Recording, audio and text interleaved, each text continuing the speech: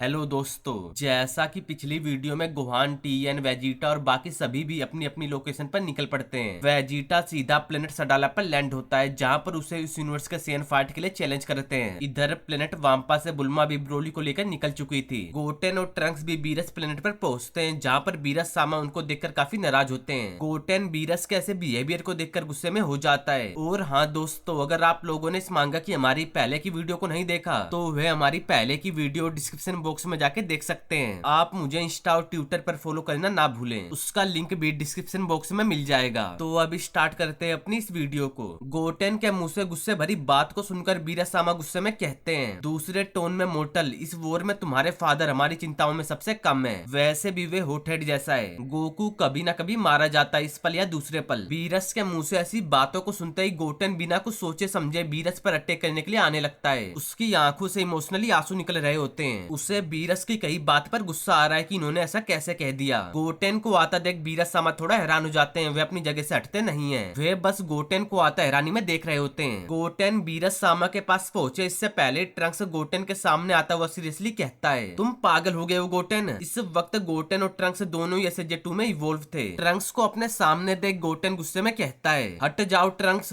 Goten इस वक्त Beerus में इविलनेस फील कर रहा था। उसके सामने बीरस की सेल्फीनेस शो हो रही होती है कि ये कितना मतलबी है। उन दोनों के बीच में खड़ा ट्रंक्स भी काफी सीरियस था। वह इनके बीच में से हटने को तैयार नहीं होता। वह गोटेन को बस समझाता है, रुको गोटेन। गोटेन फुल रेज में कहता है, प्लीज ट्रंक्स। दोस्तों क्या बताऊं, गोटेन का गुस्सा काफी ज्यादा है, लेकिन बीरस को हराने के लायक नहीं है, तुम्हें भी पता है। इस बकवास को देखकर बीरस सामा एक बैग गोटेन की तरफ अटैक करने के लिए आने लगते हैं। गोटेन के पास पहुंचते ही बीरस सामा उसके फेस को अपने हाथ से पकड़ते हुए उसको अपने से दूर फेंकते हैं कि चिल्लाना बंद करो। बीरस ने भी अटैक बिना किसी रैम के किया था। गोटेन अटैक के कारण पीछे जाने लगता है। वे एक दो छोटे छोटे प्लेनेट या स्टार को चीरता हुआ काफी दूर जाकर रुकता है। बीरस के इस अटैक से घायल होने के बाद भी गोटेन खड़े होने की कोशिश करने लगता है। वह दोबारा से फाइट के लिए रेडी होता हुआ कहता है, यह अभी खत्म नहीं हुआ बीरस। गोटेन की आंखों से अभी भी आंसू आ रहे थे। उसके पास लड़ने की ताकत नहीं थी, फिर भी वह लड़ना चाहता है। गोटेन इसके आगे कोई और शब्द कहे इससे पहले ही बीरस सामा उसके पास पहुंचकर उसके फेस के नजदीक अपने हाथ को ले जाकर डिस्ट्रक्शन मूव कहते हैं। बीरस के हाथ के प्रेशर से ही गोटेन पीछे वाली चट्टान में धंसा जा रहा था और बीरस सामा उसको देखकर मुस्कुरा रहे होते हैं। तभी वे बस फिंगर से ही अटैक करके गोटेन को बेहोश कर देते हैं। ऐसा करने के बाद वे विश से कहते हैं, विश मैं सीरियस हूँ कि अब मेरे प्लेनेट पर कोई और गेस्ट नहीं होगा, कहीं और जाकर प्रैक्टिस करो। बीरस सामा को सुनते ही विश ओके कहता है। इधर यूनिवर्स 9 प्लेनेट के एलिमेंट, जहाँ पर टीएन, यामचा और क्रिलियन सभी से इन तीनों के बारे में पूछते हैं। टीएन वहाँ पर मौजूद काफी लोगों से पूछता है, एक्सक्यूज मी, कोई हमें जवाब नहीं दे रहा, हमें हेल्प चाहिए। क्रिलियन भी कहता है, लगता है वे हमारी भाषा नहीं बोलते। अजीब है, बेरगामो, लेवेंडा और बेसिल हमें समझ गए थे। इतनी ज्यादा भीड़ में ये तीनों एक तरह से खो चुके हैं, इन्हें कुछ समझ नहीं आ रहा। दूर से इन तीनों को वे तीनों देख रहे होते हैं जिन्हें टीएन और बाकी सब ढूंढने आए हैं। इन तीनों को देखकर बेसिल कहता है, बेरगामो, लेवेंडा, देखो कहीं वहाँ पर यूनिवर्स 7 के वॉरियर तो नहीं है। क्या तुम्हें लगता है कि उन्होंने आसमान में वे होल बनाया है जिसके बारे में बच्चों ने हमें बताया था? दोस्तों इस प्लेनेट के जो क्रिएचर है वे सभी अलग अलग स्पीसीज के हैं, कोई भी एक जैसा मेलजोल नहीं रखता। मेरे हिसाब से तो ये क्रिमिनल्स का अड्डा होगा, ये लोग यहाँ छिपने आते होंगे, तभी तो सभी ने कवर कर रखा है, किसी से कोई लेना देना नहीं। इस दौरान इधर प्लेनेट सडाला पर वेजिटा ने उन सभी सेंस को मार मार कर डाउन कर दिया होता है। कोई भी खड़े होने की हालत में नहीं है, सभी के सभी अधमरे पड़े हैं। वेजिटा उन सभी को मारकर शांत खड़ा था कि ठीक है। तभी कोई चट्टानों की तरफ से आता हुआ कहता है, किसने मेरे बडीज को ढेर कर दिया? उस आवाज को सुनकर वेजिटा उसकी तरफ देखने लगता है। ये और कोई नहीं बल्कि कोलिफ्ला थी, जो वहाँ पर पहुंचकर वेजिटा को देखते ही शॉक्ड हो जाती है। वह वेजिटा को देखकर हैरानी में कहती है, वेजिटा ये यहाँ क्या कर रहा है? इधर से जैको और बाकी सभी भी यूनिवर्स 6 में पहुंच चुके थे। जैको हंसता हंसता कहता है, लो हम यूनिवर्स 6 में हैं, ज्यादा हिलो डुलो मत। शिप के अंदर बैठे पैसेंजर्स का हाल बेहाल है, सब इधर से उधर पड़े हैं। बुल्मा भी काफी ज्यादा गुस्से में। जैको फिर कहता है, कुछ भी कहो ये शिप सक्सेस रही, बस सडाला प्लेनेट की ओर है। ब्रोली और ये सब भी सीधा सडाला प्लेनेट की ओर जा रहे हैं, जहाँ पर वेजिटा पहले से ही मौजूद है। अब देखना है कि ब्रोली भी दूसरे सेंस से मिलकर क्या रिएक्शन करने वाला है। एक तरफ केल और दूसरी तरफ ब्रोली, दोनों ही अपने माइंड से कंट्रोल खोने के बाद कुछ नहीं देखते। इस दौरान यूनिवर्स 11 में मार्गरीटा किसी से सीरियस होकर कहती है, लॉर्ड बेलमोड अपनी डिस्ट्रक्टिव पावर्स को नहीं खोएंगे, मगर वह 3 बिलियन सालों से गॉड ऑफ डिस्ट्रक्शन रहे हैं और डिस्ट्रक्टिव गॉड्स के लिए समर्पित इमोर्टलिटी की पावर केवल उनके शासन काल तक चलती है। मार्गरीटा की इस बात को टोपो सुनकर हैरान हो जाता है। इसका मतलब यहाँ कुछ होने वाला है। उनके सामने बेलमोड भी था, जो कि हंसकर कहता है, हाँ क्या मैं मर जाऊंगा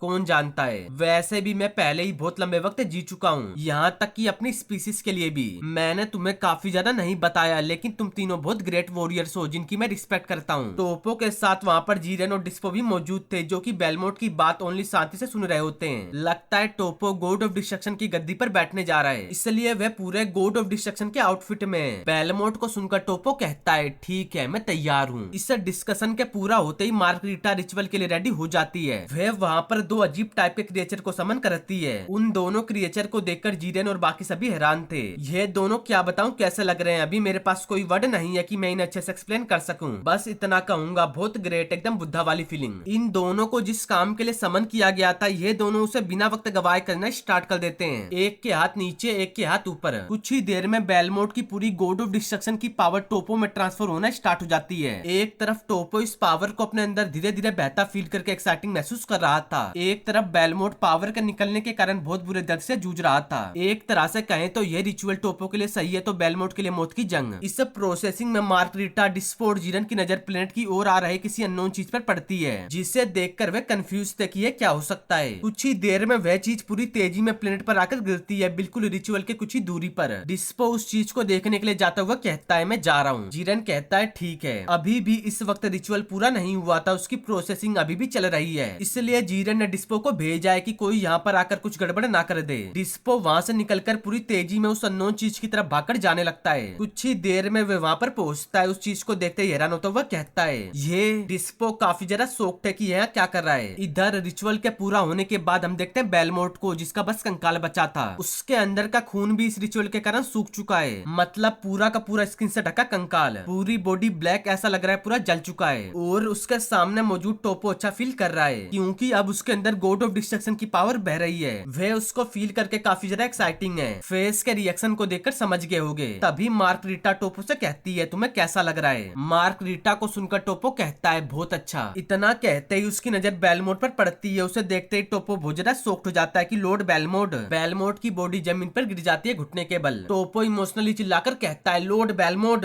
वह इस वक्त अपने हाथ को गुस्से से जमीन पर पीट रहा होता है। तभी वहाँ पर हमें कोई आता हुआ दिखता है। ये और कोई नहीं बल्कि गुहान था, जो डिस्पो के साथ वहाँ पर आया है। वह भी बेलमोट को देखकर काफी ज्यादा शॉक्ड है। गुहान को देखकर टोपो एकदम से डरावनी भरी नजरों से उसे देखता है, काफी ज्यादा गुस्से में। मार्गरीटा, जीरन और बाकी सभी गुहान को देख रहे होते हैं कि यहाँ क्या करने आया है। फिर गुहान सभी से कहता है मुझे यकीन नहीं है कि मैं सब कुछ समझूंगा, लेकिन टाइम खत्म हो रहा है। मुझे लगता है कि तुम्हारे पास मुझे ऑफर करने के लिए बहुत कुछ है। तो गुहान यहाँ है, वेजिटा सडाला पर यामचा और बाकी उन तीनों लोमड़ियों को ढूंढ रहे हैं। विश के साथ ट्रंक्स और गोटेन सभी के सभी पूरी तैयारी कर रहे हैं। तो इसी के साथ इस चैप्टर का एंड भी होता है। इसका अगला चैप्टर अगले मंथ आएगा, हम उसे अपने इस चैनल पर अपलोड कर देंगे। और हाँ दोस्तों, अगर आप लोगों को मेरी वीडियो अच्छी लगे तो वीडियो को लाइक, वीडियो को शेयर और अपने चैनल CN Toons को सब्सक्राइब करना ना भूलें।